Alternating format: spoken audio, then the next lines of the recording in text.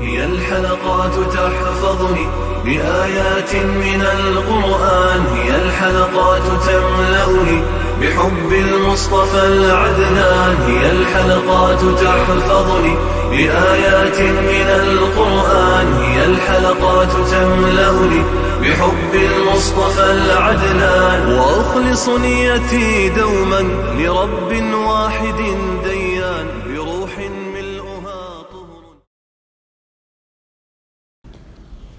Müminun suresi tefsiri 31. ayetinden başlayıp okuyayım inşallah. Bismillah, elhamdülillah, ve salatu ve selamu ala Resulillah ve ala alihi ve sahbihi ecma'in. Esselamu aleyküm ve rahmetullahi ve berekatuhu. Tövende dehtanlağa İbn Kesir rahimahullah'ın Kur'an-ı Kerim tefsiri Uygurca tercümesi Müminun suresi 31. ayetinden başlayıp okuyayım inşallah. Euzu billahi mineşşeytanirracim. Ularni halak kılgandan keyin başka bir kavmni payda kıldık. Biz ularga özlerinin içinden bir peygamberni, yani Hudni evettik. O aytdi: Allah'a ibadet kılınlar. Sizlerge onundan başka hiç ma'bud berhak yoktur. Allah'ın azabından korkmamsizlar. Onun kavminin kafir boğan ahiret mulaqatini yalğanğa çıkargan ve bu dünyada biz taraftan bayaşat turmuşqa ega qilingan kattaları aytdi. Bu faqat sizlarga o'xshash bir insondir. U sizlar yeganni yeydi, sizlar ichganni ichidi. Agar sizlar o'zinglarga o'xshash bir insonga itoat qilsanglar, şübhisizki u chaqda sizlar cho'qim ziyon tortquchilarsizlar. U sizlar o'lib to'pig'a va quruq ustixonga aylangandan keyin terilisizlar deb ogohlantiramdi. Sizlarga ogohlantirilgan ish to'limi yiroqdir.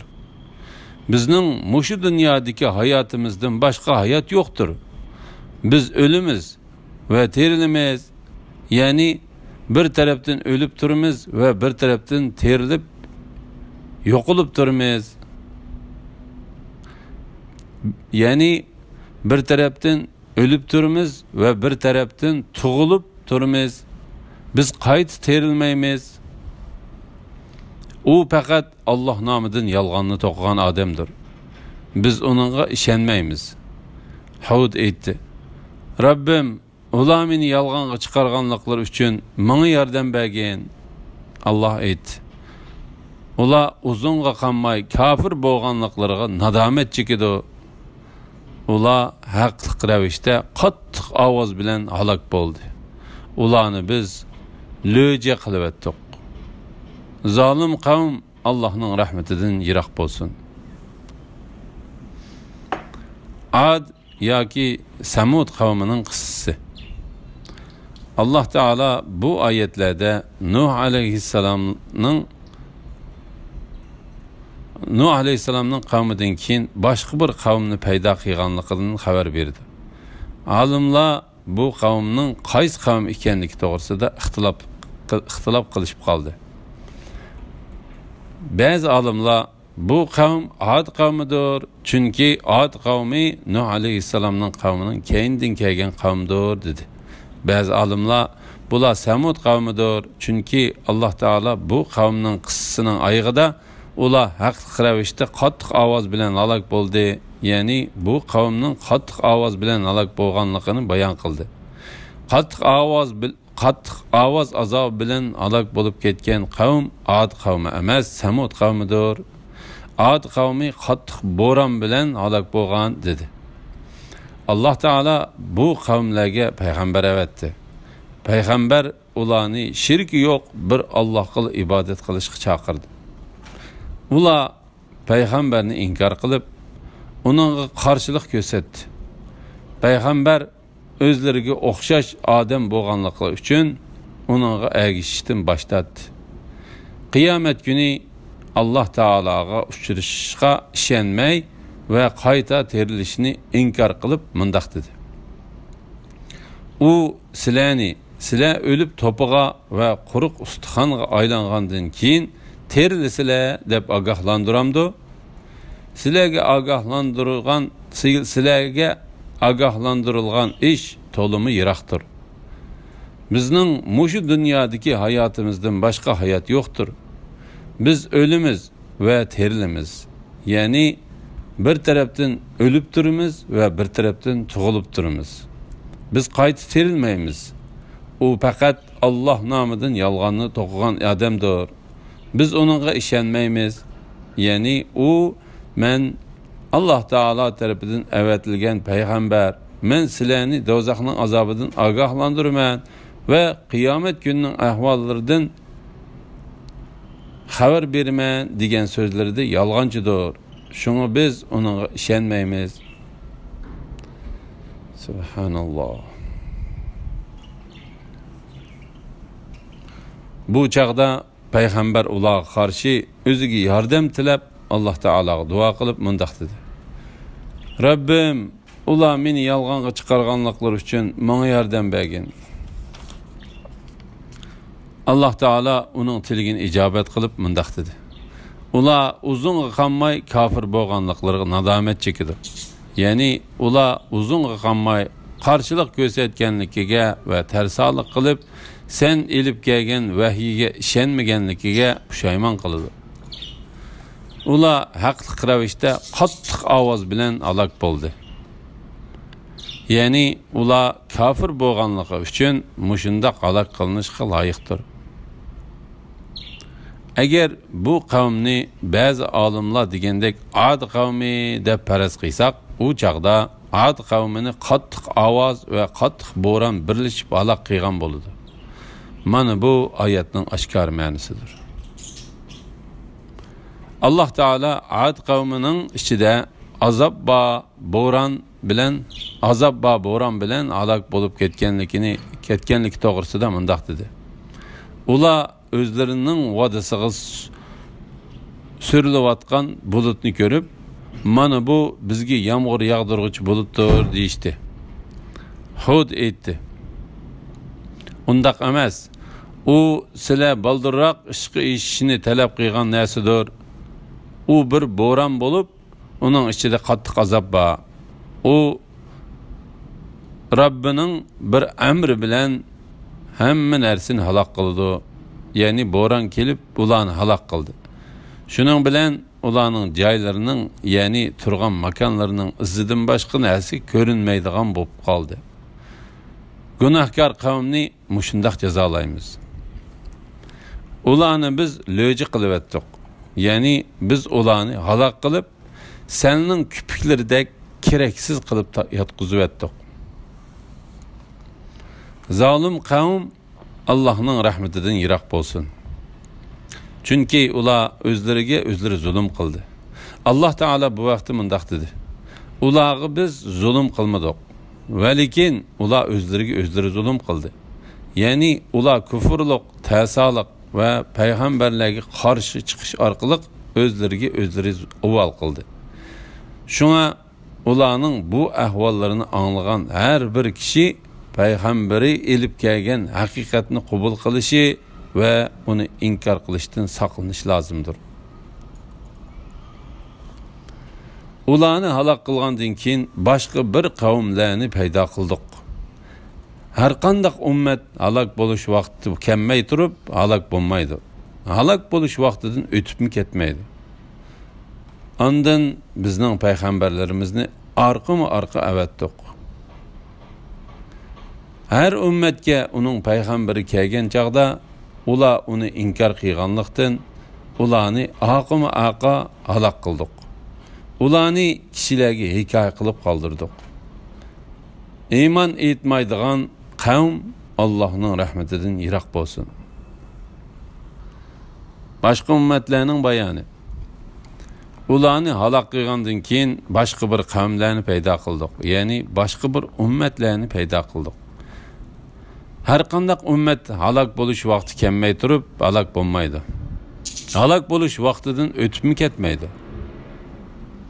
Ya'ni ular hamma narsalar xotirlangan kitobda va ularning qaysi ummatdan keyin ummat bo'lib kelishini, qaysi asrda kelishini va qaysi avloddan keyin avlod bo'lib kelishini biladigan Alloh taolaning ilmida ular halok bo'lib ketadi deb kutilgan vaqt ularga kelgan aman halok bo'lib ketadi.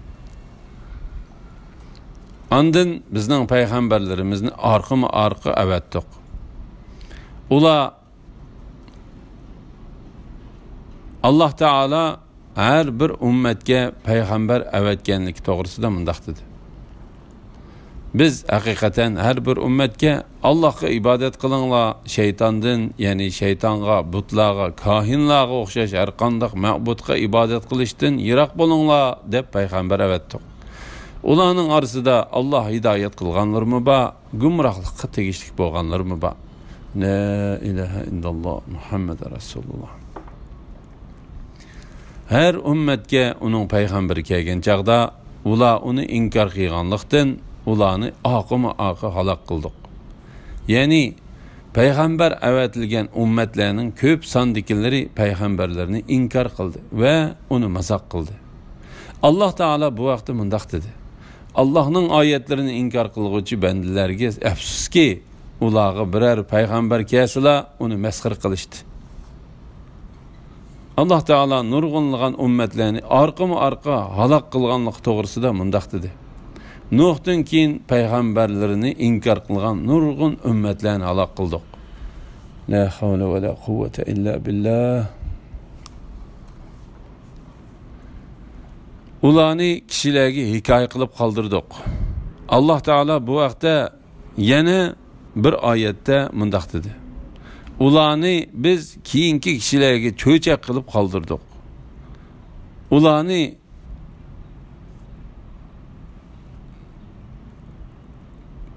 teripsin qilib etdik. Iymon etmaydigan qavm Allohning rahmatidan yiroq bo'lsin.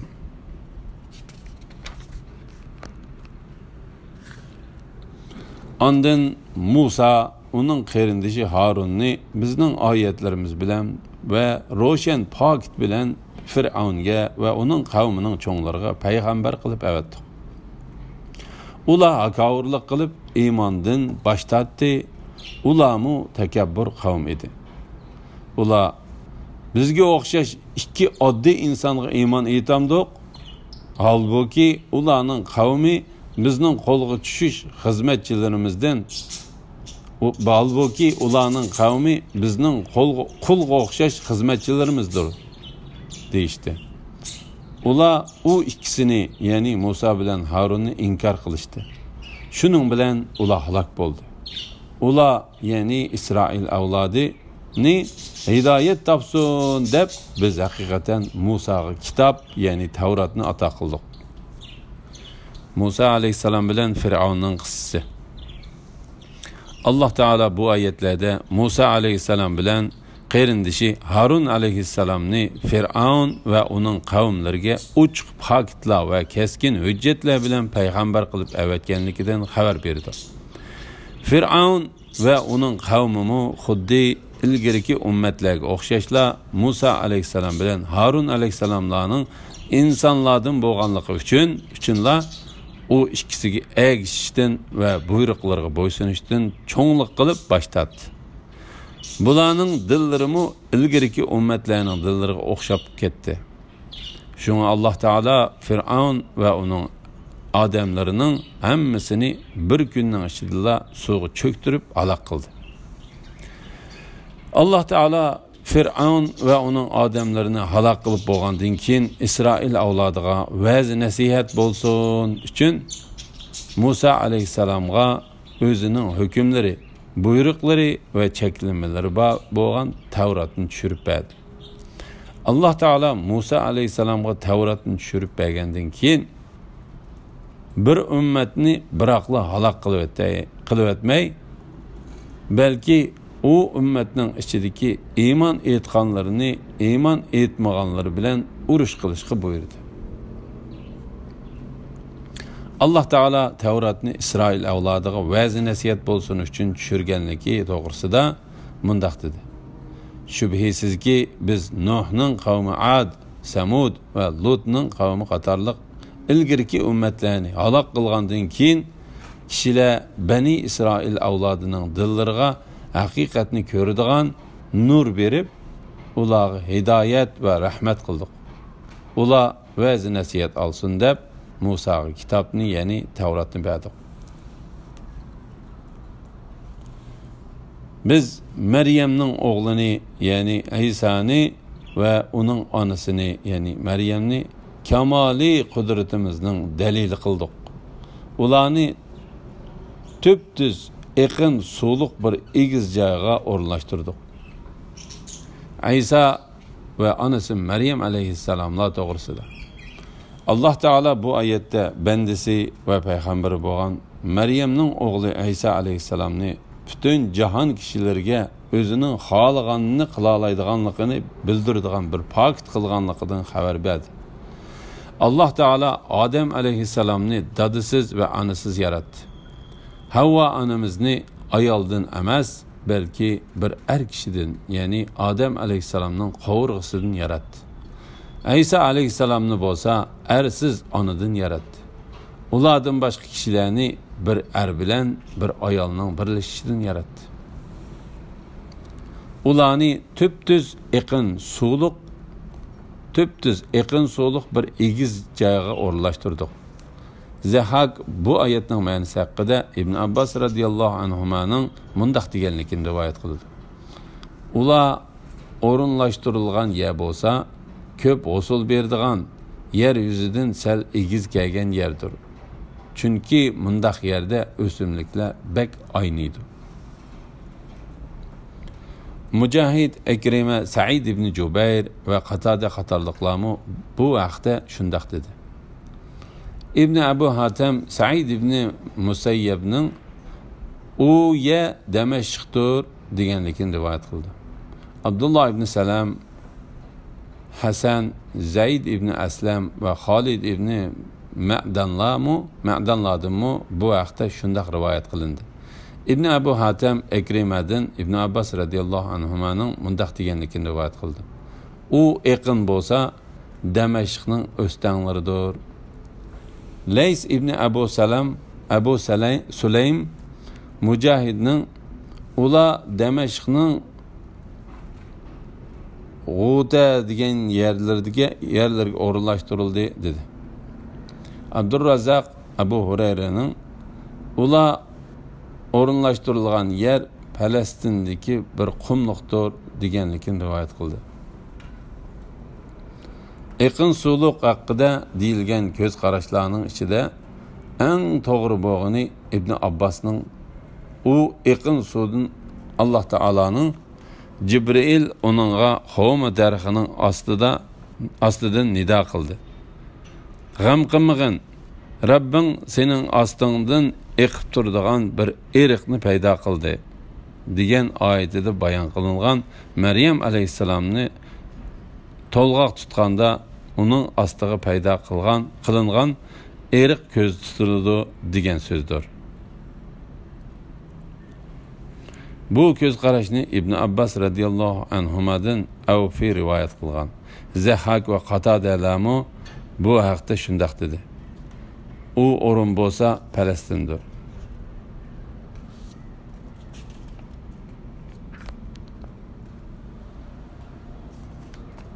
Ey payg'ambarlar, halol narsalarni yenglar, yaxshi amallarni qilinglar.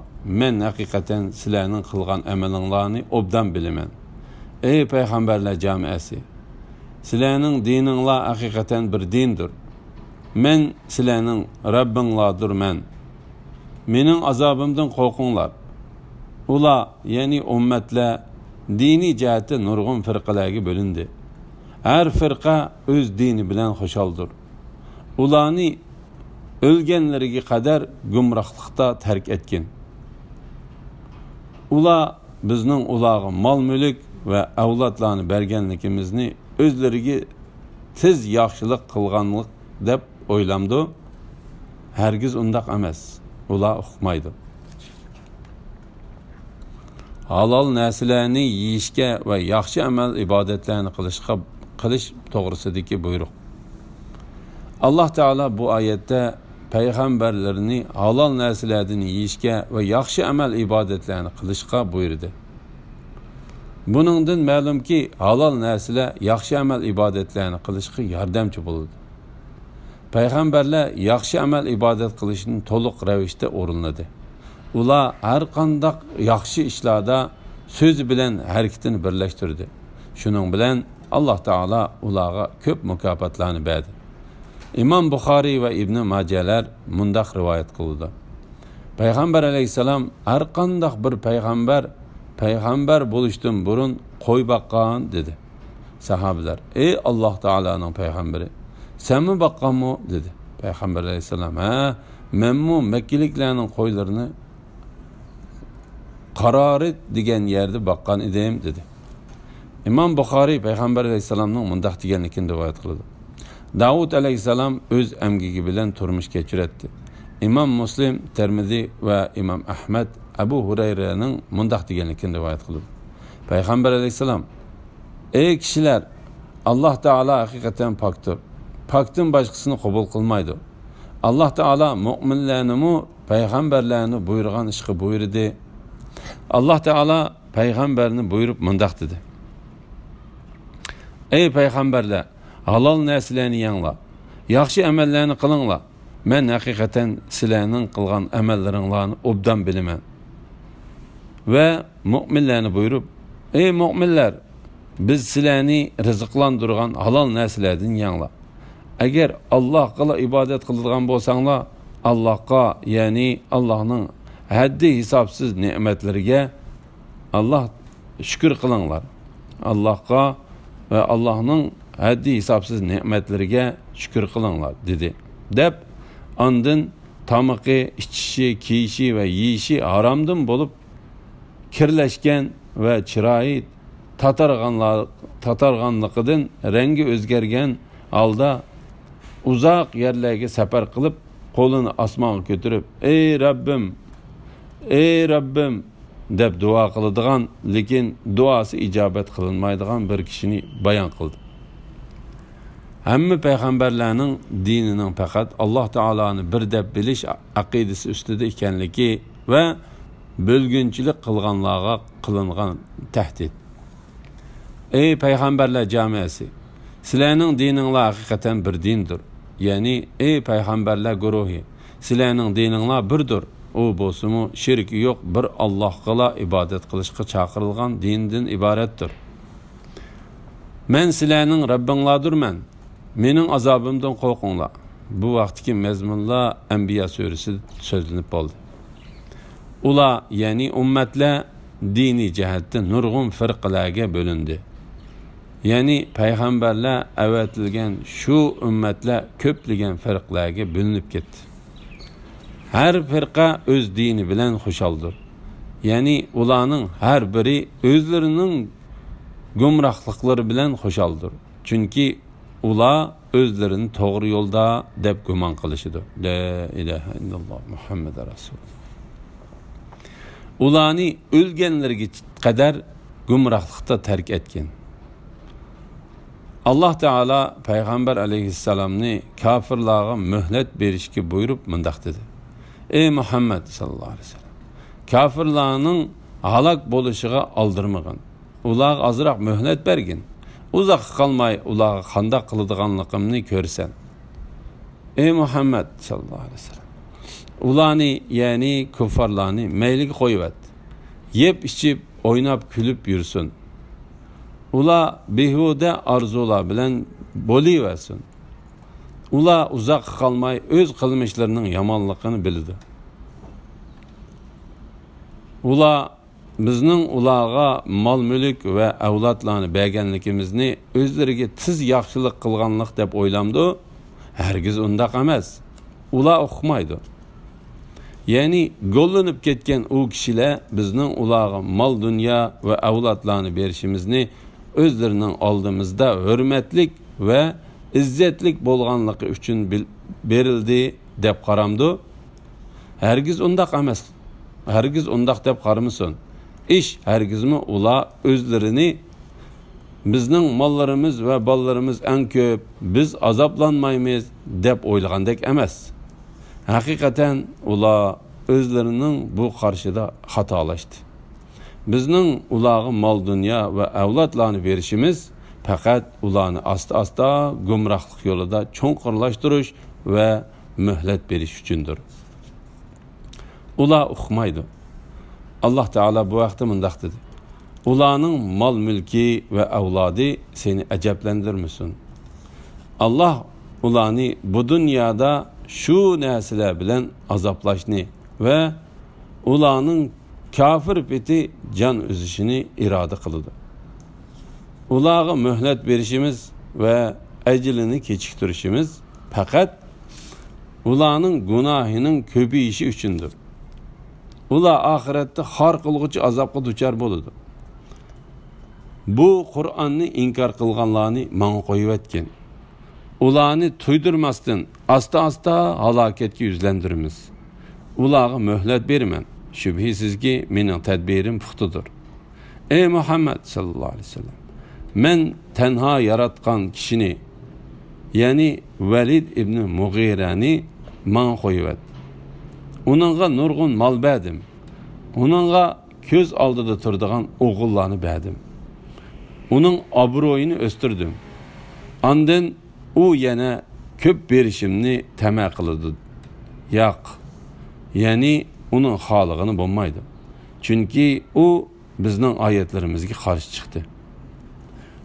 Mallarınla ve ballarınla sizlarni bizga yaqinlashtira olmaydi. Faqat iman etgan ve yaxshi amal qilganlarga qilgan amallari uchun hassilab savob berildi. Ular jannatning esil uylarida har qanday ko'ngilsizlikdan emin bo'lgan holda turdi. Bu vaqt kelgan oyatlar nihoyat ko'pdir. Alhamdulillah, Alloh shukirlar bo'lsin. Yuqorida Mu'minun surasining tafsiridan 56-oyatgacha angladinglar. Oxirini keyin qitimliq o'qishimiz davomlashtiramiz inshaalloh. Va sallallohu ala Muhammad va ala alihi va sahbihi va sallam. Assalomu alaykum va rahmatullohi va barakatuh.